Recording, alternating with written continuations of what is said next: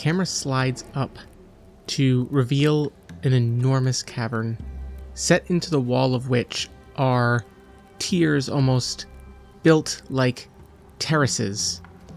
This strange monastery-looking configuration of buildings down here in the dungeons. From the wall of the cavern, an underground river outlets and creates a cascading waterfall that splits these buildings on either side. There are bridges and many ways across, and there's a lot of fungi and bioluminescent kind of growths down here. It could be lichen, it could be a lot of different things, and the camera starts to zoom in on this monastery. This is where we get a little title card down at the bottom that just says 4 months ago. The scene cuts to show Zorn, the traveling monk Bastion that we met at the end of last session. And as a refresher, Bastion are a type of playable class in Colostle that resemble roughly human-sized rooks. They are bipedal with 2 arms most of the time, and they are what rooklings are to regular rooks, but for the inside of colossal rooks, of which there are very few still around in the Roomlands. They are a relatively new discovery in the Roomlands and are often not treated very well, but down here in the dungeons, we can say they are whatever we want them to be, and I love the idea that this Bastion Zorn, a monk, is part of a whole monastery of Bastions down here in the dungeons who are contemplating a lot about existence, especially with the different types of rooks that are down here. We see Zorn go about their daily rituals and all of the activities that they do here in the monastery. I would imagine much of which is just tending to things, making sure that things are staying in good working condition, sitting and reflecting on the nature of life down here in the dungeons, procuring food, clean water coming out from that waterfall, everything like that, and just keeping things going. However, we get a short montage of scenes that over time, for the last few months, all of the rooklings, which also lived among the Bastions and other people here at the monastery, they seem to be disappearing. They are just up and leaving, and while the Bastions are born of rooks, much like rooklings, they cannot communicate directly with the rooklings, though they try, especially when they see them leaving in such large numbers. I think at one point Zorn is attempting to convince one to stay, and the rookling just points at its chest and points out into the dungeons, shakes its head, and leaves. There is a council of those at the monastery. Everyone is debating what needs to be done about the rooklings, because they are an essential part of how the monastery functions. They are needed, they are vital members, and if they all leave, it's going to put a lot more work on everybody's shoulders, and nobody knows why they're leaving, so everyone's a little concerned about their safety and what they might find out there in the dungeons. And this is where we learn Zorn is given his task, which is to wander the dungeons, see if he can find where these rooklings are going, and bring back information to the monastery so that a new decision can be made for the future of this place. We get another montage of Zorn traveling through the dungeons, and in fact, in one of the scenes we see he is fighting an enormous rook down here in the dungeons, and this rook is not like any that Sybil has seen yet. This rook is standing covered in bioluminescent lichen, and each blow against Bastion's shield and sword that he wields is powerful, and Bastion is struggling for a bit as he is attempting to find a way around. It looks like he doesn't want to hurt the rook as much as just disable it, but in doing so he has to compromise, and at one point Bastion is hit, and after he walks away from the combat, he is trudging along towards his next step, looking for any tracks of rooklings, when we see a little bit of that glowing bioluminescent lichen is now growing on Bastion himself. as the montage continues, it continues to grow across his Bastion body, and Zorn is slowed by this. It looks like he's almost sickly or weakened by this bioluminescent growth until finally he stops at a similar cistern-like place. Maybe it even is the cistern that Sybil fell in at the beginning of this series, and he is backtracking her and her two rooklings' progress as they make their way towards the city of Oubliette. And he drinks from the water of the cistern, which seems to affect this lichen that is all over his body. He takes a bunch of that water with him, fills his skin, and continues on. And eventually, the montage catches up to the present, where at the end of the last episode, he asked Sybil, "Have you ever heard of a Rookling Forge?" Sybil looks back at Zorn, the Bastion monk, and says, "Zorn, is it? Clearly you're not from around here. Neither am I. I don't know what you're talking about, and while yes, this little one has been a good friend of mine since I fell down here, I'm not even really a big fan of rooks, so no, I'm not familiar with the Rookling Forge. I'm sorry. You may want to go talk to Goran of the Clan of Rings, though. He has a forge and a rookling. Is that right?" And Zorn bends down, kind of crouches to his knees, and hovers over Sybil's rookling friend, the small, powerful, offensive ice rookling. And as he holds out his hand, that lichen that has grown all over Bastion's body begins to glow, and he kind of hovers it around the rookling, who recoils and shies away from it. And Zorn says, "Relax, I won't hurt you, and I will be sure it will not be transmitted to you. I've been very careful. It is an interesting growth. I believe they call it rook rot. However, I have the means to keep it at bay for a time. But it does give me interesting abilities. I see you've never encountered it, which is good. You said you came from the surface. Did this one as well?" And Sybil says, "Technically, I think it was in the rook that fell through the surface, but yeah." And Zorn looks and says, "I'm sorry, but I must ask your rookling, do you feel a pull anywhere down here?" And the rookling looks at Zorn and looks at Sybil and looks back and forth at them a few times before nodding. Yes, he does feel a pull down here, and the rookling holds its big icy hand out and points in a direction. And I think Sybil looks at it and says, "Have you felt this the whole time? Why didn't you tell me anything?" And Zorn says, "Would you mind taking me there? I believe there are many, many more of you being drawn to a place." The rookling looks at Sybil. Sybil looks at Zorn and the rookling, and she just smiles and goes, "Yeah, rooklings. Sure, let's go. Round them up."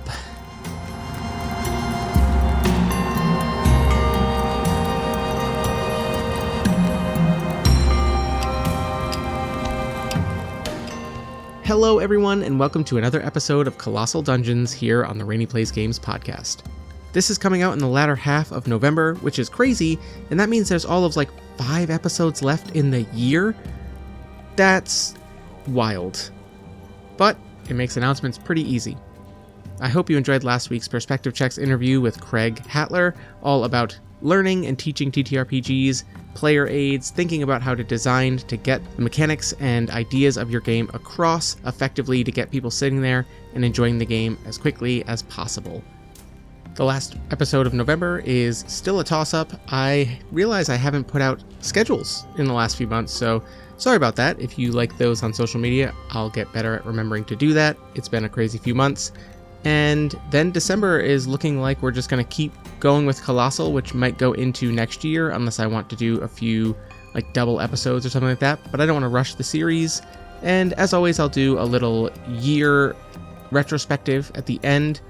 And I think I'm going to even do a reintroduction at the beginning of 2026 with some new goals and things like that. But let's not get ahead of ourselves. Let's just play some more Colossal.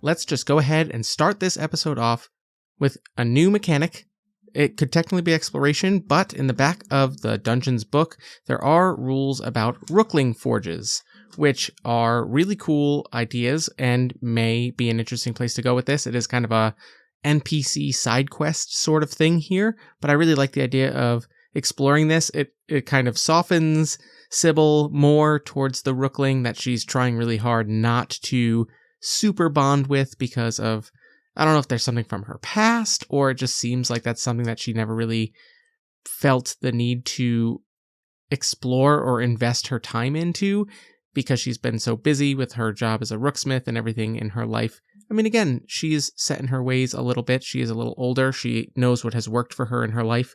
But I love these side quests just kind of pushing her more towards bonding with the Rookling.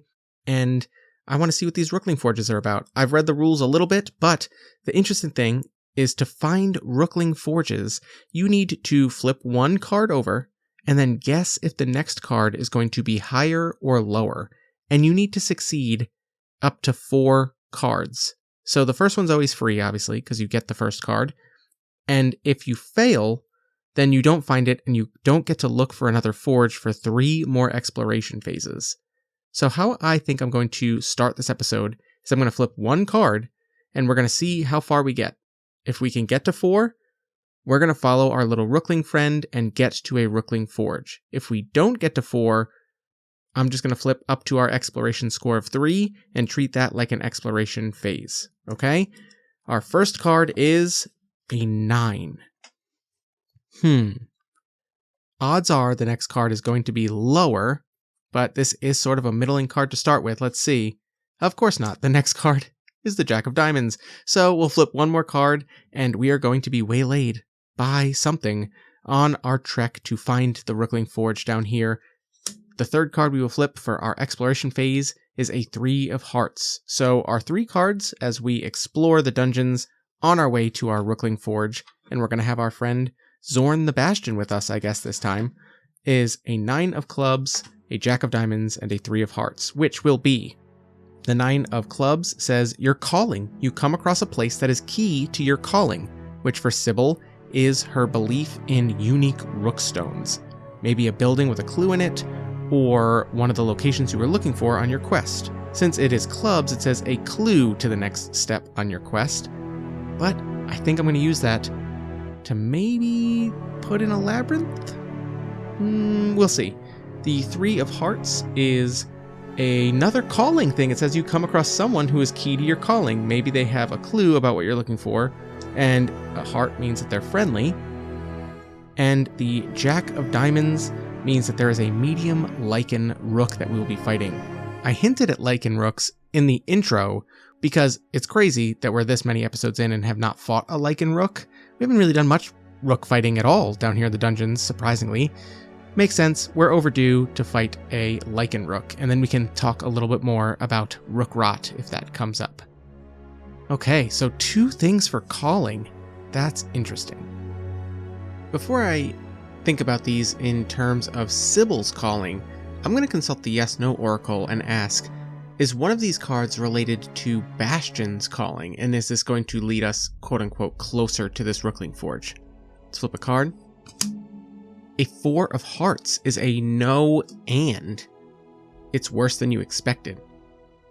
Okay, let's think about this. Alright, I think since we drew 2 cards, I am going to retcon one of these and say that we did drink from our Goblet of Divining, our rare cup that we found way back in the cistern. This is also something that I think we shared the water from our labyrinth kit with Zorn, because he is suffering from an infection of rook rot, which he needs to keep in check by drinking clean water from the dungeons. So I think we did this at the beginning of our exploration in hopes that it would lead us towards this Rookling Forge, but instead we're going to eventually find a labyrinth. So we see Sybil, the Ice Rookling, and Zorn as they travel through the dungeons. Once again, tight, narrow ledges that come out of one wall of an enormous cavern and kind of just snake back and forth before going into another tight tunnel, but there's no way to cross this cavern or anything like that, and then they're in front of a chasm, and we're seeing all of these incredible landmarks that are just hidden under the surface of the Roomlands above, so much down here to be discovered and explored that no one even knows about, too dangerous to really just freely wander. And before long, they are following at every intersection or anything like that, crossroads. They look to the Ice Rookling, who focuses for a moment before pointing in a direction towards the pull that they're feeling down here in the dungeons. Eventually, that pull, they just stop. And they look around, and Sybil and Zorn both look at the Rookling and say, "Is something broken? That doesn't seem like anything's here." And Zorn says, "Where do you feel it?" And the Ice Rookling just points straight down.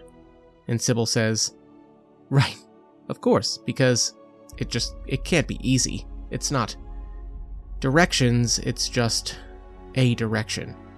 And as they're standing there, they take a look at their options, which way they can go from here and everything like that. Maybe they're even at a dead end.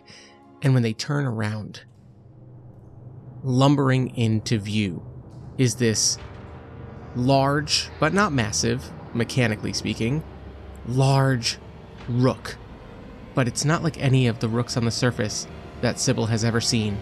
This rook is covered in that bioluminescent lichen. As it stands there lumbering before our group, Sybil looks at it and says, "That thing's walking funny. It looks slow." And Zorn jumps to tackle her out of the way, and he says, "No!"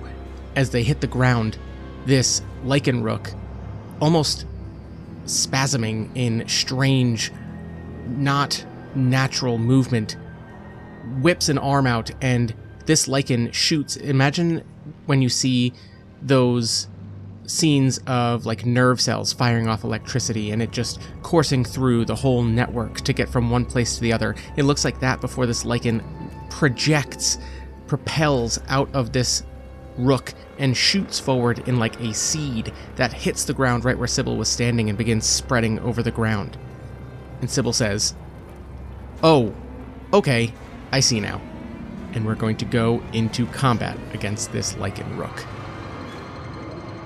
As always, we're going to flip a number of cards equal to our combat score, which as the armed is 4.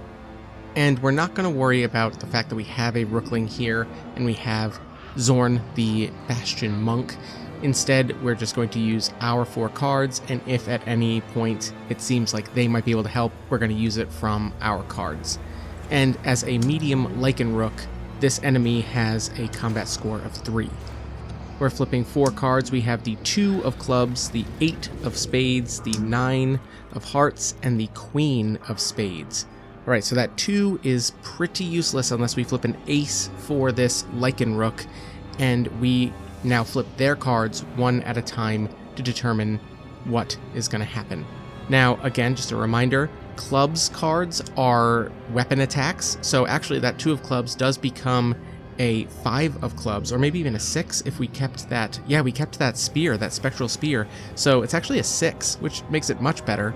The spades are unarmed attacks, so we can use that with our arms or our arm as our class here in Colostle. And the 9 of hearts is a magical attack. We don't have any magic as Sybil, but maybe that's going to be something that either Bastion or our Rookling friend can do.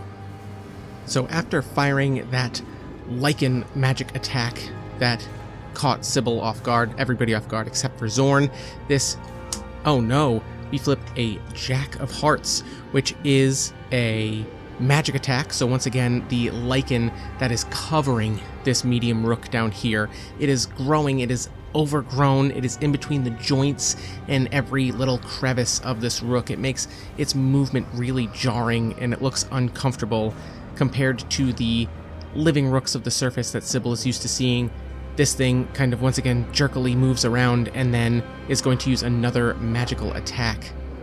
According to the Dungeons book, lichen that creates or causes rook rot gives a certain kind of magic ability.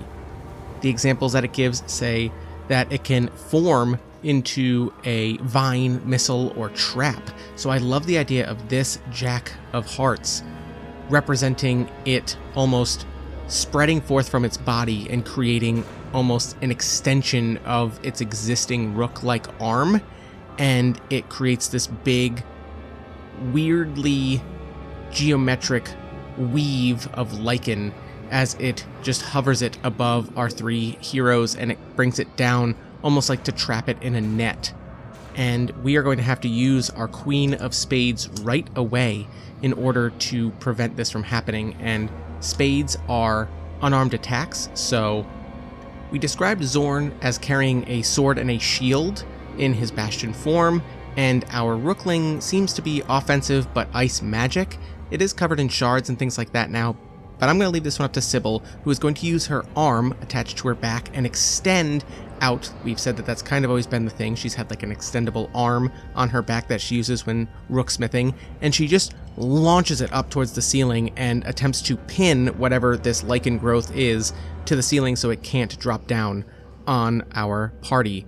That is a success, so we have won one of our 3 cards here in this combat, but by touching the lichen, it does mean that Sybil is going to be contracting rook rot on her arm after the combat. That's for later, though. What is the next thing this rook is going to do? The 6 of Spades is an unarmed attack. Alright, with the large growth of lichen that it has spread out and put a lot of its energy into, it's going to use the rest of it to shoot a pulse down, that electric pulse within the lichen, to kind of just kick this rook's leg out towards the party. Just boot them down the hallway. And we are going to use our 8 of Spades, which is not only a success, but it is a critical success, because we are playing a card of the same suit that wins, which means that they get 1 less card in this combat, meaning we are already done. So as this thing kicks out and the lichen attempts to launch it, I think how this is going to work is Bastion is going to grab onto both of them and just rush and say, "Take out its other leg now!"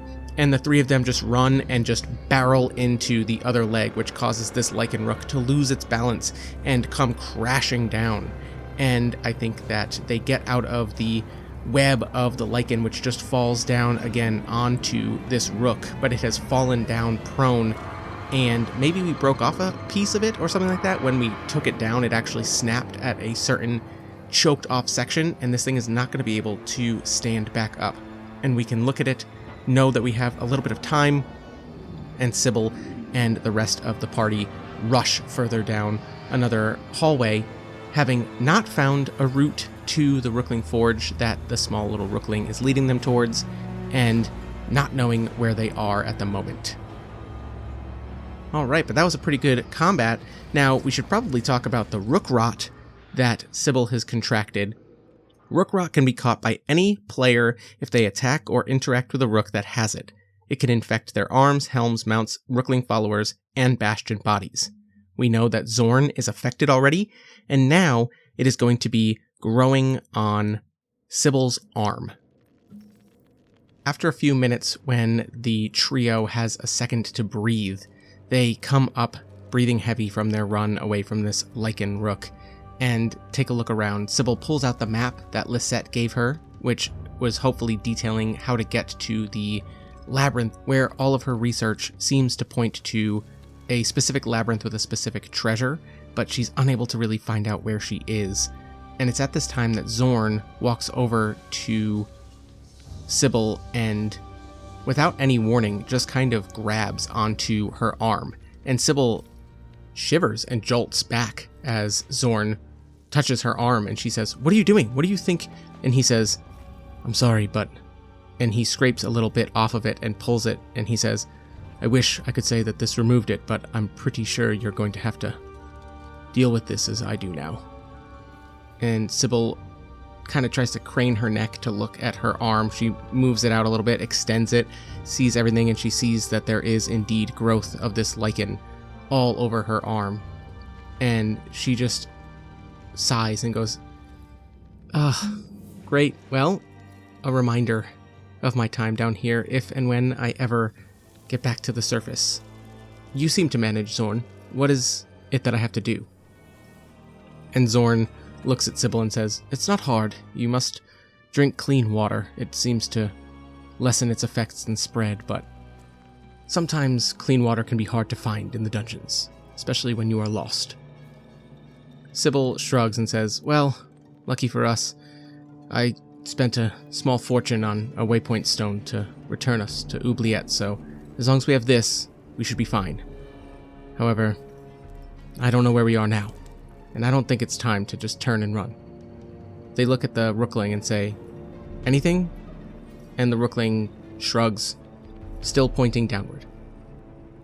At this, Sybil takes a look around, waits for a second, and then something strange happens. The Whisperstone that she has started wearing around her neck, the first unique rookstone that she ever found down here in the dungeons, begins to glow, but only when she's pointing in certain directions. She was walking around, turning, and she realized it, so she starts walking in the direction where it is glowing. And all of a sudden, Sybil is leading everyone. Zorn looks to her and says, are you sure this is a good idea? Do you know what that stone wants? Do you know what it does? And Sybil says, I know it allowed me to look at the ghost of a rook square in the face and it wouldn't attack me. I know it has something to do with the chains that bind them. Just stay close. Maybe it'll allow you to be safe as well. And Sybil, for a while, follows this Whisperstone before arriving at a complex set of tunnels that is going to represent a labyrinth. We're going to flip 2 cards to consult the oracle. The first is going to be, is this the labyrinth in which Lisette thought the Goblet of Healing may be found? The Ace of Hearts is a no, and it's worse than you think. Okay. Is this a major labyrinth? The 2 of Diamonds. No, and it is worse than you think. Okay, so this is going to be a large, dangerous labyrinth, I am going to assume. And we're going to do another 20 card flipping labyrinth. The first thing we need to do is draw 1 card to determine the look of the entrance. The Queen of Clubs is so perfect. It is a rook husk. Perfect. We are chasing this Whisperstone, pulling us somewhere. The unique rookstone that has allowed Sybil to have a neutral, interesting relationship or interaction with these spectral rooks and the chains that bind them. So of course the labyrinth that it is leading it to is yet another rook husk. It is this enormous, let's even go with it is a massive to colossal sized rook husk. Bigger than the fossil that we found. This one is ancient, and the labyrinth that it contains is dark and foreboding. Alright, next we are going to decide where the Guardian of the Labyrinth lurks. It must be at the end of one of the paths. Alright, so I have made a pretty complex 20 card labyrinth here.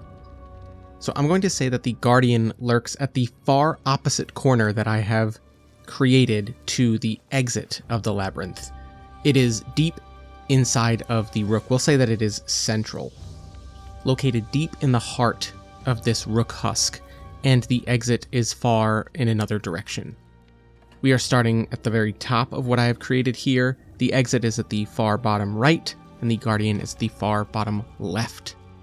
If we defeat the Guardian, we get the reward for this particular labyrinth, and otherwise we are just exploring it, flipping card by card, and consulting the prompts in the table.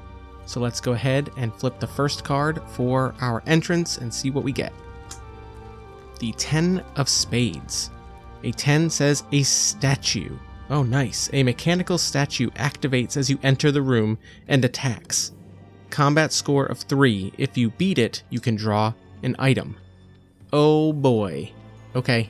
All of the defenses of this enormous rook are still active. Interesting. I'm going to flip a card on the oracles, but I'm going to make up my own.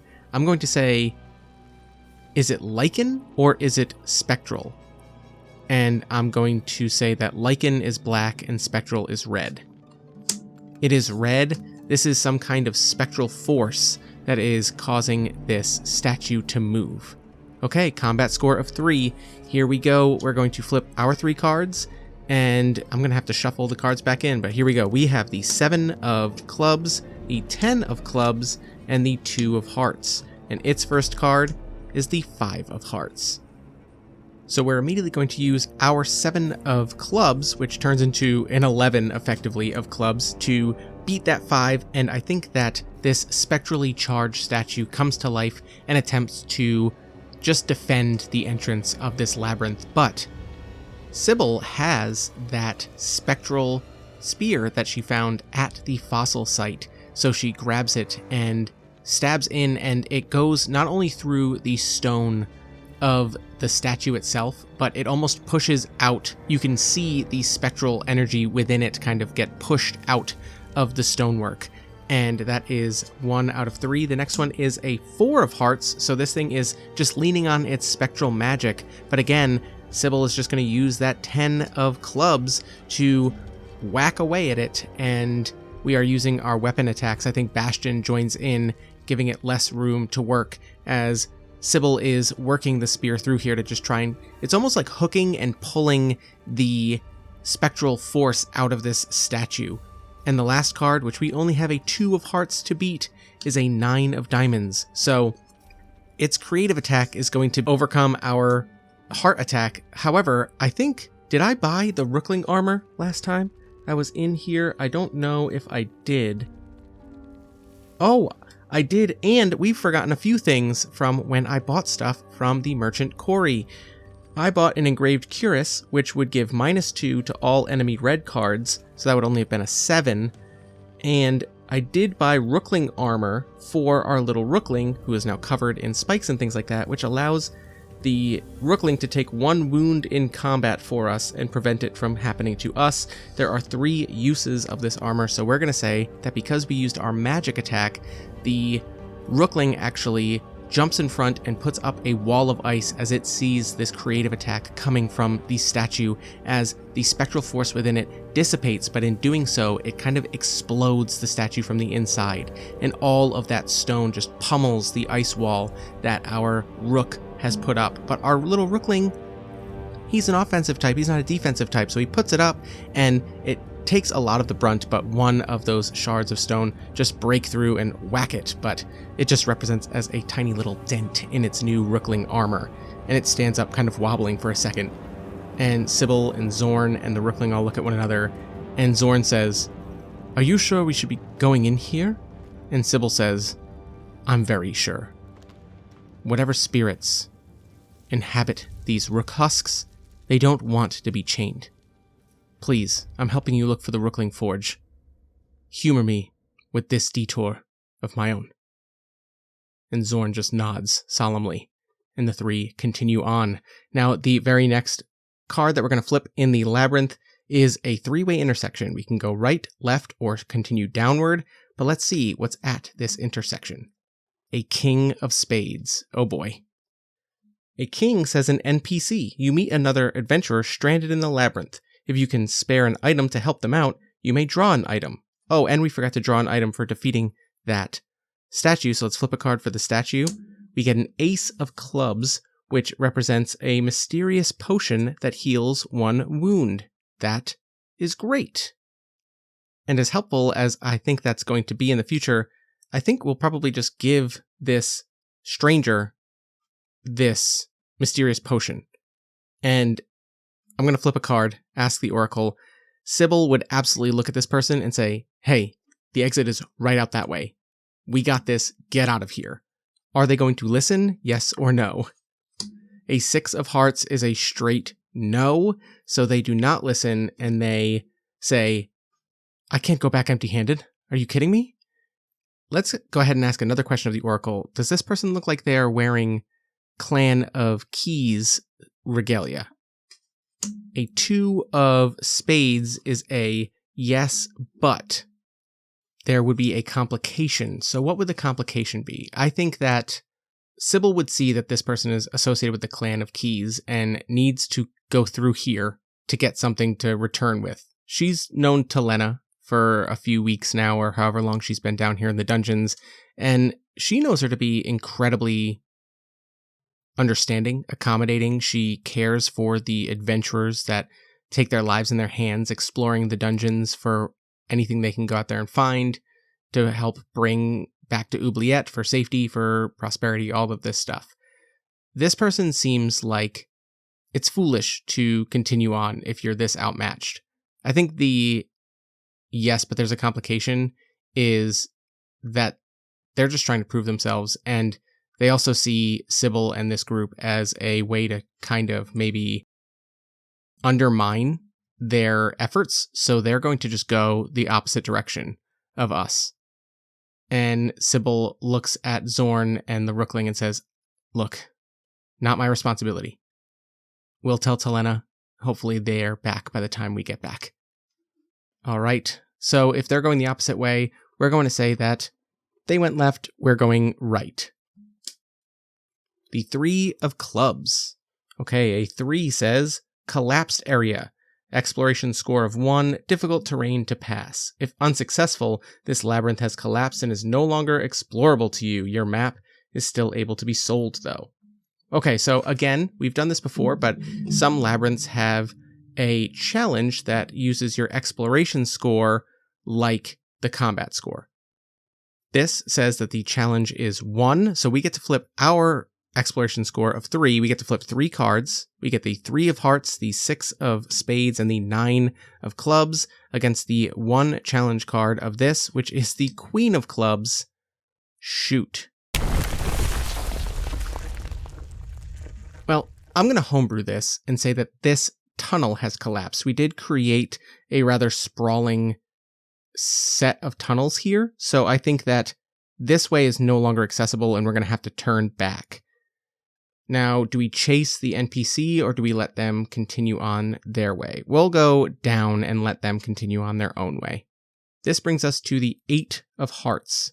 Okay, an 8 of hearts says, collapsed floor. Oh my goodness, the floor has fallen away, leaving only a thin bridge crossing the abyss.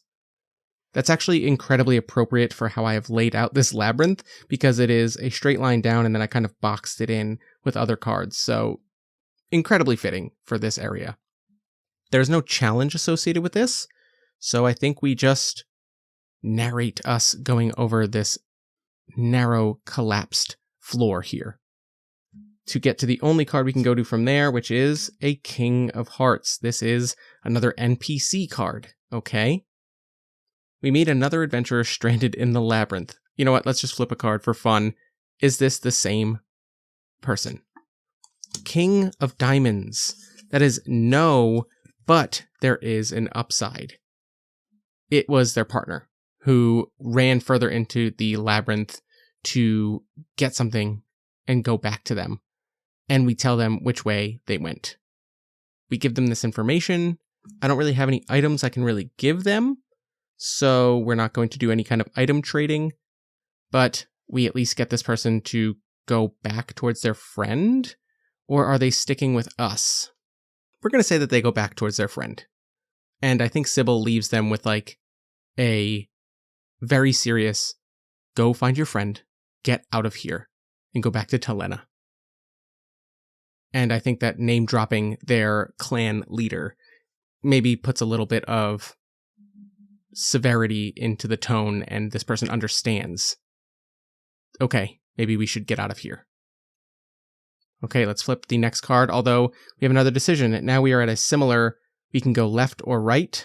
Left would be towards this NPC, and right would be in the same direction of the collapsed section of tunnel from before. We're going to go right because we're going to leave those people to find each other and get out of here and keep exploring elsewhere. Although, would Sybil just be following her necklace?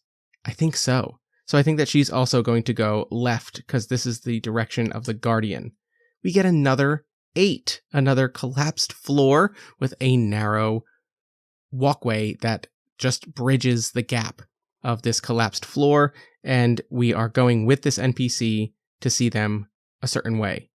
All right, Next card is the 9 of Spades.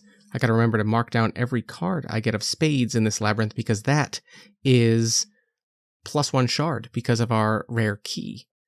The 9 says medium Lichen Rook. If you beat it, draw an item. This is so appropriate because we are coming towards the Guardian room at the end of this labyrinth tunnel. And of course there would be a Guardian before the Guardian. This is a medium Lichen Rook. Alright, we flipped 4 cards for our combat score. I realized I only flipped 3 last time, I think. But here goes. We get a 4 of Spades, a 4 of Diamonds, a Jack of Diamonds, and a 3 of Spades. Not a particularly good hand. Oh boy. For our second Lichen Rook battle of the day, let's go ahead and flip its first card. It is the 6 of Diamonds. Okay, I have nothing that will give us bonuses on Spades or Diamonds, so already I am going to have to... Ooh, I could use this 4 of Diamonds because our Engraved Cuirass gives us -2 on all red cards from opponents. Play our 4 of Diamonds and make it a tie, which is a clash where there is no wound, but it also does not represent a win. But that's only if we think that we can win another 2 cards in this combat. I think I'm going to do it for now because it is the safest bet, but I'm not going to use the 4 of Diamonds actually. I'm going to use the 4 of Spades for an unarmed attack and make that a clash. So the creative attack by this Lichen Rook is very similar to how the last one opened up the combat, is that it kind of looks like an inert piece of scenery within this enormous rook husk of this labyrinth, and it looks like just a collapsed smaller rook husk within before the lichen flares to life and it just shoots out a vine to attempt to trip our party. But Sybil is ready for this, and so is Zorn, and so is the Rookling. We've seen their tricks before. I think that Sybil uses her arm to just grab on and catch on to the vine that lashes out, and Zorn uses their sword to cut it. But it doesn't really change anything. Now, no one has the upper hand. Alright, its next card is going to be the 3 of Diamonds. That is huge, because now we can use our 4 of Diamonds to negate this and make it a critical success. Which would mean that they don't draw any more cards, and we've won 1 out of 2, which I think is a win. You have to win at least half of the cards. So I think that this one is a 3 of Diamonds on their part. They're going to continue doing something creative, which is, I think that as Zorn cuts this vine, the expectation is that it's going to snap back towards the Lichen Rook itself, but instead I think that this vine instead, at the end where it was cut, almost blossoms out in a flower of other smaller threads. But at this, I think that our tiny little Rookling is going to just do a spray of ice, which is going to freeze and slow the growth of all of that lichen, because again, it's using ice, which is water, and clean water seems to slow the growth and effectiveness of this rook rot lichen, and as it kind of freezes a bunch of these tendrils, it just makes its way all the way back to the center of this, and it slows it down even more than it's already slowed for enough time for our 3 heroes to go forward. And I think it's going to be Zorn that rushes forward and in a creative attack, as this frozen vine, it freezes all the way back towards the core of this lichen. Zorn is waiting there till it reaches the very body, and he just stabs into it with his sword and feels something disconnect inside of it as this whole rook, just the lichen inside of it, just starts dropping pieces that it had been holding together. The growth inside it dislodged certain joints and pieces of this rook, but by freezing the inside of it and then Zorn stabbing into it, it just kind of breaks off a connection from a whole lot of this rook, and it falls apart. Alright, we got away with one there. And now we stand before the door of the Guardian's room here in this labyrinth. This is where the Whisperstone is glowing and pulling Sybil to most strongly. The group look to one another, and Sybil says, "I don't know what's behind this door. I don't know what they really want me to do, but I know they could have attacked me at that fossil site. It could have easily overpowered me, but it didn't. It tried to communicate. It's trying to communicate now.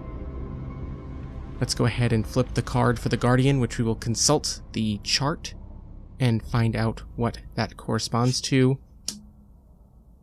The 10 of Diamonds. Oh boy. A Lichen Rook. An ancient stone statue of a lion come to life. Combat score of 5.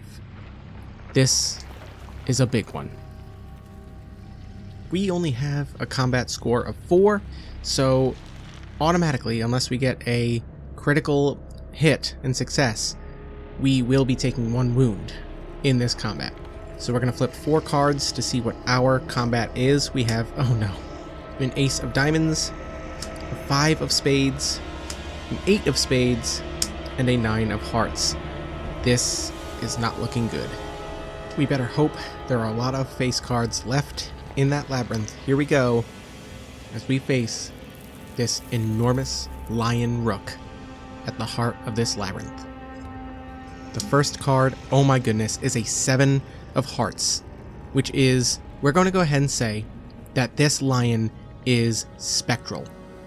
It is a guardian of a labyrinth that we were led to by a Spectral Rook. Something here has information, a clue to not only Sybil's calling and what she believes it to be, which is unique rookstones, but also seemingly what has been thrust upon her in the calling of these Spectral Rooks. And this lion comes to life much like the statue at the entrance, except this one is huge and it lets out a spectral roar.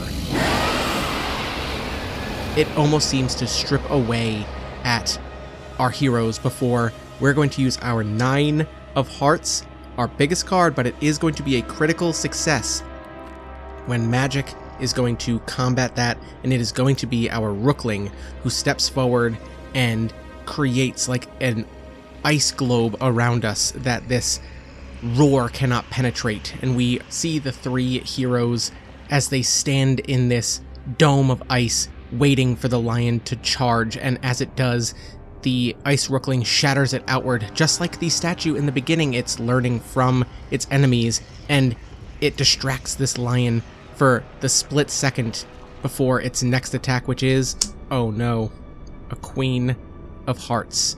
Another magical attack. We're going to throw our Ace of Hearts at that because there's no way we beat it. Even if we reduce that red card by 2, which we are going to, I'm going to be very nice to myself here and say that the shattering of this ice distracts this lion for a second, and it begins to pelt, and it's lodging itself in the stone workings of this lion statue, but the spectral part is not affected by our Rookling's ice. In a strange moment, the spectral portion of this Lichen Rook comes out of the stone body and is going to swipe at our heroes, but our ice Rookling is going to take the second hit for us in this combat. And this is not a physical hit, so I wonder what it looks like. Actually, let's go ahead and talk about Spectral Rooks really quick, because we haven't had to face them, because the first thing we found in our whole series was this Whisperstone, which is very powerful and kind of breaks a lot of the dungeons to be the first major treasure we find. But normally Spectral Rooks are impossible to fight because until they are attacking in that exact moment, they become corporeal. So it's incredibly challenging to fight them.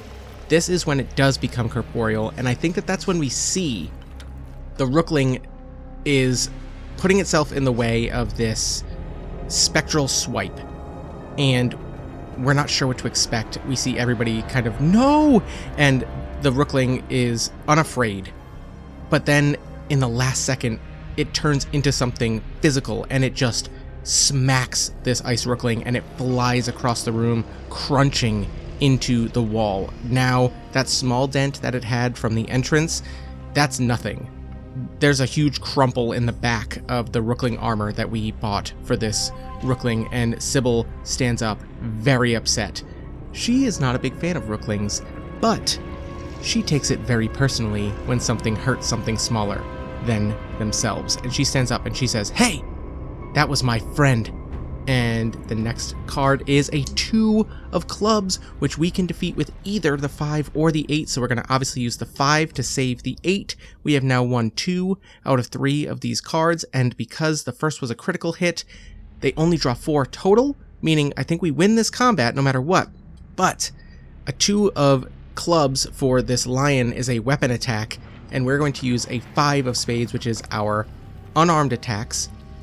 The lion back in the rook stone body of this lion raises a paw and goes to now swipe at Sybil, but her arm is going to get up and it's going to come out of her back like usual and extend like a tool, but the tip of it is going to turn and she is going to have changed out the tip of this to be something, I don't know, something interesting that's gonna matter here. What could it be? Oh, like a chisel. Because she is a rooksmith, she's working with rook parts all the time. A lot of them are likely cased in stone, pieces she needs. She's going to need to shave down and make fit. So this is a chisel that she just launches forward. When it collides with the swiping claw of this enormous stone lion defender of this labyrinth, it just cuts right through the stone and snaps a huge piece off, which is going to expose the spectral essence within. All right, we're going down to our last card. Can we beat it with an 8 of spades? We cannot. It is a queen of spades.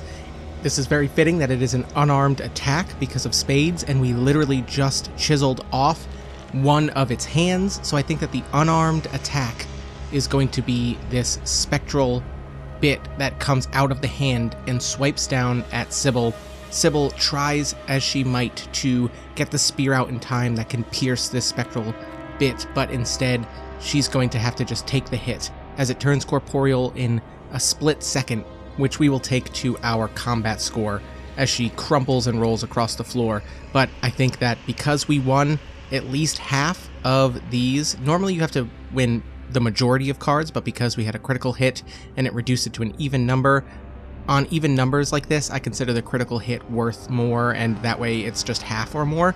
So this is a successful fight. After this hit, it begins to pursue, but I think that the chisel has broken apart the actual stone, and as this stone continues to just break and crumble from the paw up to the shoulder and down the body, it's rushing at the rest of the party. But before it can get to any of them, every stone crumbles and falls, and it just collapses in a cascade of stone and dust and debris everywhere, leaving this huge chamber empty except for the plume of smoke, and all of a sudden a silence.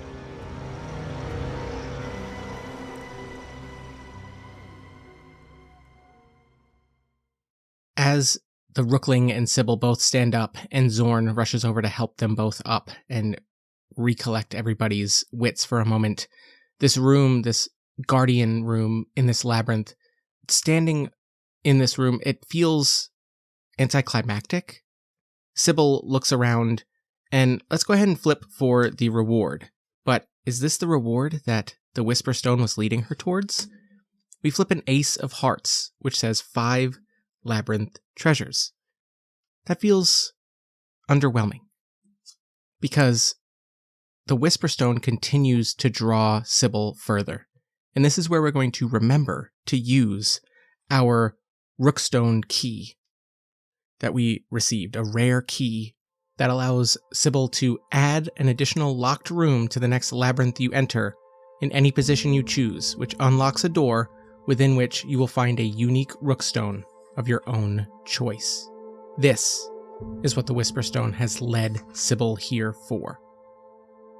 We collect the labyrinth treasures as the Rookling and Zorn sift through the now rubble of stone of this, and the spectral lion, the spectral rook that was encased within this, is now standing there again enwrapped and unmoving in the presence of Sybil's Whisperstone, she walks right by it and finds the hidden door. Opening it, she finds a small room attached to this guardian room, and in the center of it, there is a pedestal. Seemingly floating above this pedestal is a strange rookstone. But as Sybil walks in and the light of her glowing Whisperstone illuminates the room even faintly, she sees, almost like in all of those movies where someone blows chalk dust or something and you see the red lines of the security system and whatnot, the trip wires, all of these things. Instead, it's spectral chains from every corner of the walls, and they all convene on this rookstone. Sybil takes her spear out. Not even carefully. She just hefts it in her hands, raises it up over her head, and comes down with it. And with a clang, all we hear is the spear hitting the stone ground. But silent, all of these chains shatter and fall away. She does the same to the other side until every one of these spectral chains is removed and the rookstone falls to the top of the pedestal, where she lays her hand on it. She doesn't know what this rookstone does yet, but she knows she was brought here by a spectral rook for this purpose. As she walks back out into the guardian room, holding this rookstone in her hand, the spectral spirit of that Lichen Rook bows its head to her, and she sees that it too is chained to something far off in these dungeons. And she feels a pulse of power from this rookstone. She will need to bring it to a lapidarist in the city of Oubliette to not only determine its power, but also able to make it usable by her.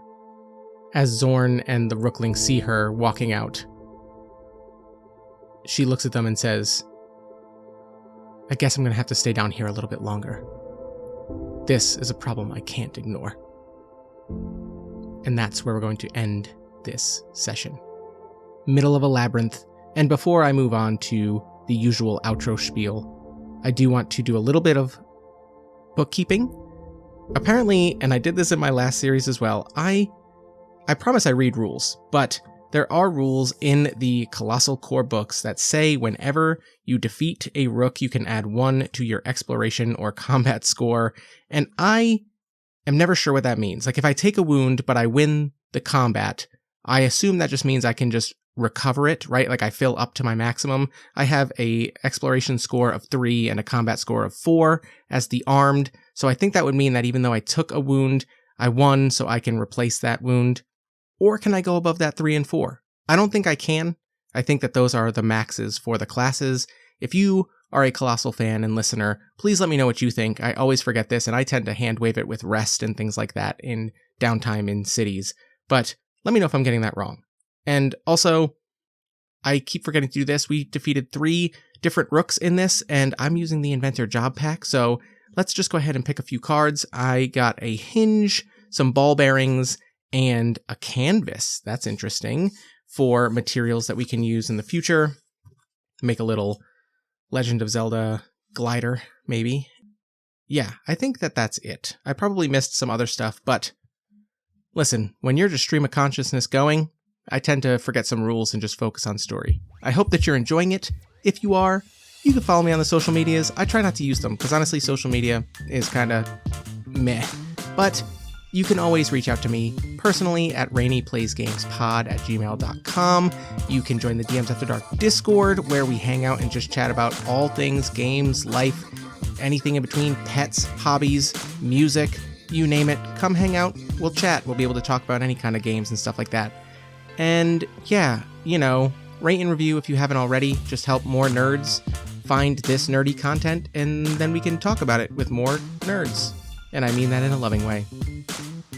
If you feel obscenely generous, you can throw me a few bucks once or recurring at my coffee, which I have not touched in far too long. I apologize. If you do it, I would hope that you're one of those people who reach out to me and just say hi, so that way I can maybe provide you with something of more value for the support that you give to help cover podcast hosting and the video conferencing and everything. And until next time, brush up on what plants and moss and fungi and lichen are safe to touch and which aren't.